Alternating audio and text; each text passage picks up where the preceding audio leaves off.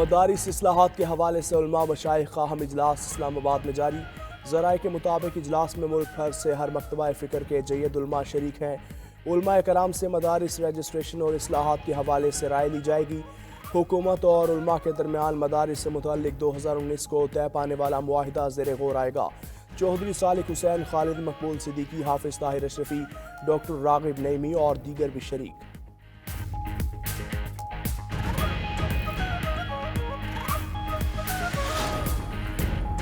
وزیر داخلہ محسن نقوی کی لاہور میں جامعہ اشرفیہ احمد وفاق المدارس کے سرپرست اعلیٰ مولانا فضل رحیم اشرفی اور دیگر اکابرین سے ملاقات۔ دینی مدارس کے بل کے حوالے سے تفصیلی تبادلہ خیال کیا۔ مولانا فضل رحیم نے کہا، مدارس کے معاملات پر سیاست نہیں ہونی چاہیے۔ پنجاب میں بھی وفاق کی طرز پر مدارس محکمہ تعلیم کے ماتحت ہونے چاہیے۔ وزیر داخلہ نے مدارس کے حوالے سے مثبت کردار ادا کرنے کی یقین دہانی پر مولانا فضل رحیم کا شکریہ ادا کیا۔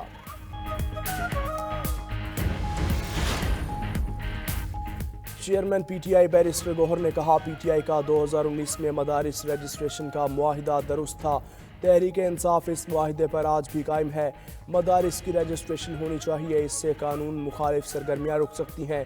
مدارس میں بچوں کو جدید علوم میں بھی پڑھائے جانے چاہیے۔ بیرسٹر گوہر نے کہا، سب کو بانی پی ٹی آئی کی رہائی کی کوشش کرنی چاہیے۔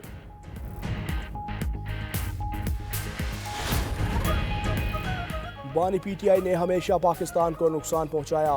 وزیر اطلاعات سندھ شرجیل میمن کہتے ہیں، بانی پی ٹی آئی کا ایجنڈا غیر ملکی ہے۔ بانی پی ٹی آئی نے پہلے بھی سول نافرمانی کی کال دی تھی۔ پی ٹی آئی رہنماؤں کو کہیں اور سے اکسایا جاتا ہے۔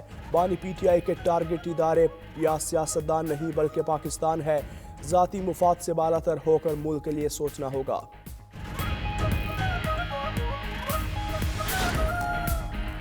ملک میں کرپشن عام ہے، پیسوں کے عوض نوکریاں بیچی جا رہی ہیں۔ وزیر اعلیٰ خیبر پختونخوا علی امین گنڈا پور کہتے ہیں، تھانوں میں رشوت چلتی ہے، پٹواری بھی پیسے لیتا ہے۔ ماں اور بیوی کیوں نہیں پوچھتی پیسہ کہاں سے آ رہا ہے؟ ہمیں اپنا احتساب خود کرنا ہوگا۔ ہم کرپشن ماننے سے انکار کرتے ہیں لیکن کرتے بھی ہیں۔ اتنے سال گزرنے کے بعد بھی کرپشن ختم نہیں ہو رہی۔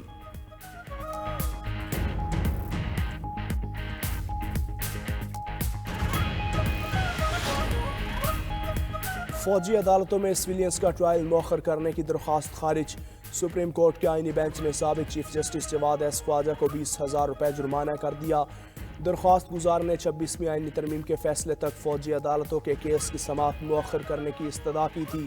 عدالت نے درخواست گزار وکیل سے پوچھا، کیا آپ آئینی بینچ کو تسلیم کرتے ہیں؟ اس پر وکیل جواد ایس خواجہ نے کہا، وہ عدالت کے دائرہ اختیار کو تسلیم نہیں کرتے۔ جسٹس جمال مندوخیل نے کہا، اگر عدالت کا دائرہ اختیار تسلیم نہیں کرتے تو یہاں سے چلے جائیں۔ عدالت نے حسان نیازی کے والد حفیظ اللہ نیازی کو روسٹرم پر بلا کر پوچھا، آپ کا بیٹا جیل میں ہے، کیا آپ مقدمہ چلانا چاہتے ہیں؟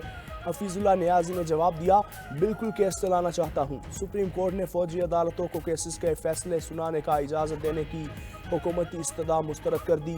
جسٹس مسرت ہلالی نے ریمارکس دیے کہ فوجی عدالتوں کو کیسز کا فیصلہ سنانے کی اجازت دینے کا مطلب فوجی عدالتوں کا اختیار تسلیم کرنا ہوگا۔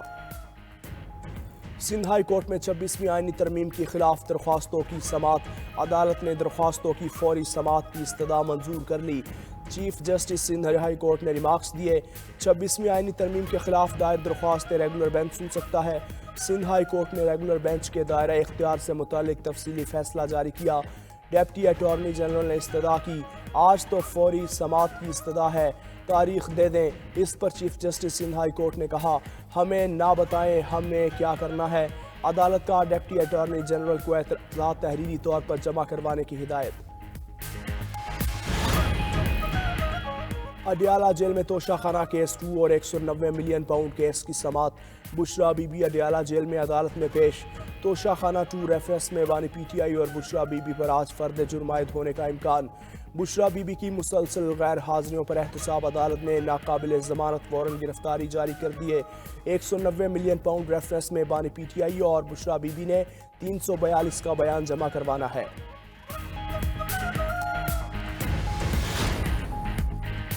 وزیر اعلیٰ سندھ سے چینی کاروباری وفد کی ملاقات۔ مراد علی شاہ نے سندھ میں سرمایہ کاری اور ترقی کے مواقع پر وفد کو آگاہ کیا۔ اجلاس میں ہر شعبے کے لیے مشترکہ ورکنگ گروپس بنانے پر اتفاق، منصوبوں کی تفصیل کو حتمی شکل دینے کے لیے فالو اپ میٹنگز کا شیڈول بنانے پر بھی اتفاق۔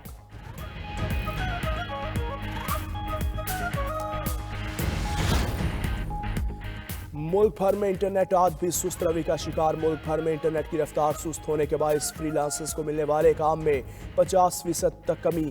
دیگر شعبوں کی طرح آن لائن کام کرنے والے افراد بھی شدید متاثر۔ انٹرنیٹ کی رفتار کم ہونے سے فری لانسرز کو اسائنمنٹ وقت پر دینے میں مشکلات۔ ماہرین کے مطابق انٹرنیٹ کا مسئلہ حل نہ ہوا تو فری لانسرز کے کلائنٹ دوسرے ملک منتقل ہو جائیں گے۔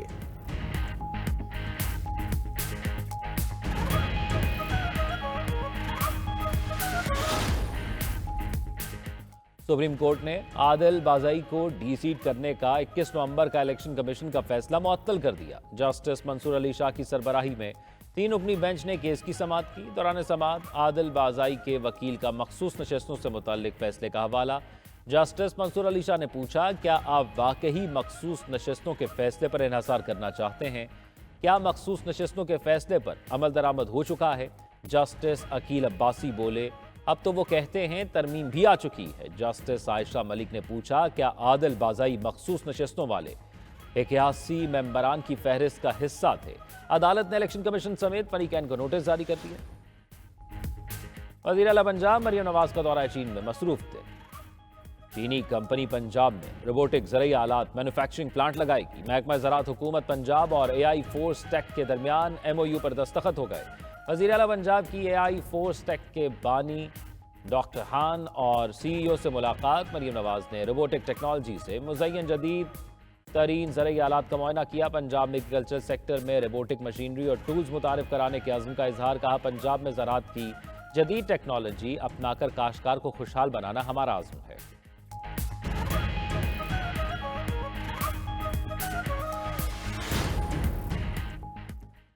ملک پر جاگیرداروں، سرمایہ داروں اور مخصوص ٹولے کا قبضہ۔ امیر جماعت اسلامی حافظ نعیم رحمان کہتے ہیں، بندوق کے ذریعے خیالات کو قابو نہیں کیا جا سکتا۔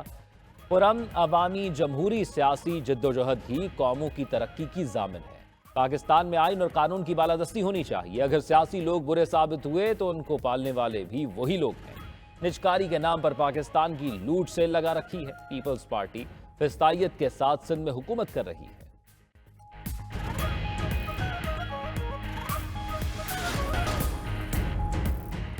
سابق شامی صدر بشار الاسد نے روس میں سیاسی پناہ لے لی۔ روسی میڈیا کے مطابق بشار الاسد اور ان کے اہل خانہ ماسکو میں ہیں۔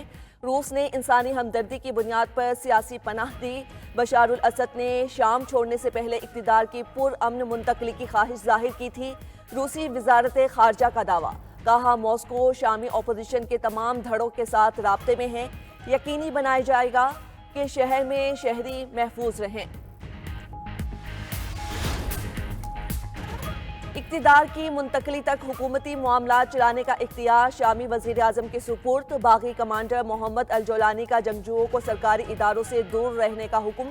اپنے پیغام میں کہا، شام بشار الاسد کے تاریک دور سے آزاد ہو گیا ہے، شہریوں کو تحفظ فراہم کریں گے۔ شامی اپوزیشن رہنما نے جنگجوؤں کو جشن میں فائرنگ کرنے سے بھی روک دیا۔ قبضے کے بعد باغی کمانڈر کا دمشق میں سجدہ، مختلف علاقوں کا پیدل دورہ بھی کیا۔ شہری باغی کمانڈر کے ساتھ گھل مل گئے، سیلفیاں بھی لی۔ دوسری جانب شامی وزیر اعظم محمد غازی الجلالی نے اپنے خطاب میں کہا، مذاکرات سے بغاوت روکنے کے لیے پر امید تھے۔ ملک میں عام انتخابات اور اقتدار کی پرامن تبدیلی کا عندیہ بھی دے دیا۔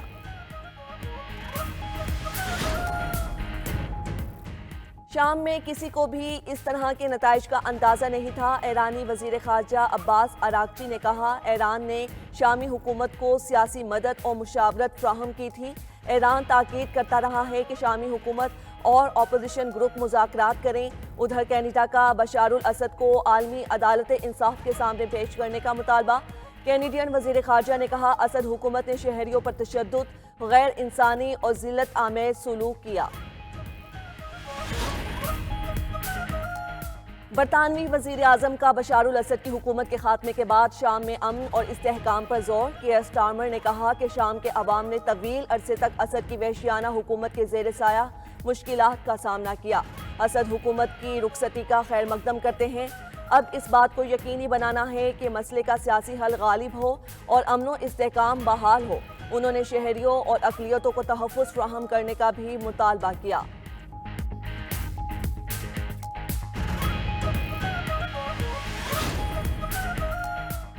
مسیحیوں کے روحانی پیشوا پوپ فرانسس نے کرسمس تک تمام جنگی محاذوں پر جنگ بندی کی اپیل کی ہے۔ غیر ملکی میڈیا کے مطابق پوپ فرانسس نے ریاستی رہنماؤں اور عالمی برادری سے اپیل کی ہے کہ کرسمس سے قبل جنگ کے شکار ممالک میں جنگ بندی کو یقینی بنایا جائے۔ انہوں نے تلقین کی کہ یوکرین، مشرق وسطیٰ، فلسطین، اسرائیل، لبنان، شام، میانمار، سوڈان اور جہاں بھی لوگ جنگ اور تشدد کا شکار ہیں، امن کے لیے دعا کرتے رہیں۔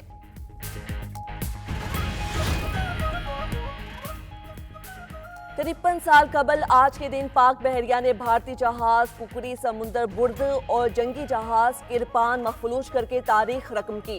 53ویں ہنگور ڈے کے موقع پر نیول چیف ایڈمرل نوید اشرف نے اپنے پیغام میں کہا کہ جنگ عظیم دوئم کے بعد آبدوز سے جنگی جہاز غرق کرنے کا پہلا اور روایتی آبدوز سے تباہ کرنے کا واحد واقعہ ہے۔ یہ دن ہمیں ہنگور کے عملے کی بہادری، استقامت اور جذبے کی یاد دلاتا ہے۔ پاک بحریہ نے ہمیشہ سب میرین فورس پر خصوصی توجہ دی۔ امریکہ نے مائیکروسافٹ ڈیل کے تحت UAE کو جدید مصنوعی ذہانت کے چپس برآمد کرنے کی منظوری دے دی۔ مائیکروسافٹ نے $1.5 بلین کی سرمایہ کاری کی۔ معاہدے کے مطابق AI ایپلیکیشنز کو چلانے کے لیے مائیکروسافٹ کی کلاؤڈ سروسز کا استعمال کرنا ہوگا۔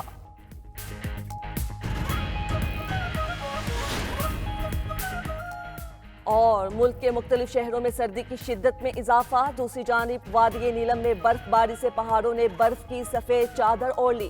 کوئٹہ سمیت بلوچستان میں سرد ہوائیں چلنے لگی۔ کلات میں سائبرین ہواؤں کا راج، پارہ -60 ڈگری سینٹی گریڈ تک گر گیا۔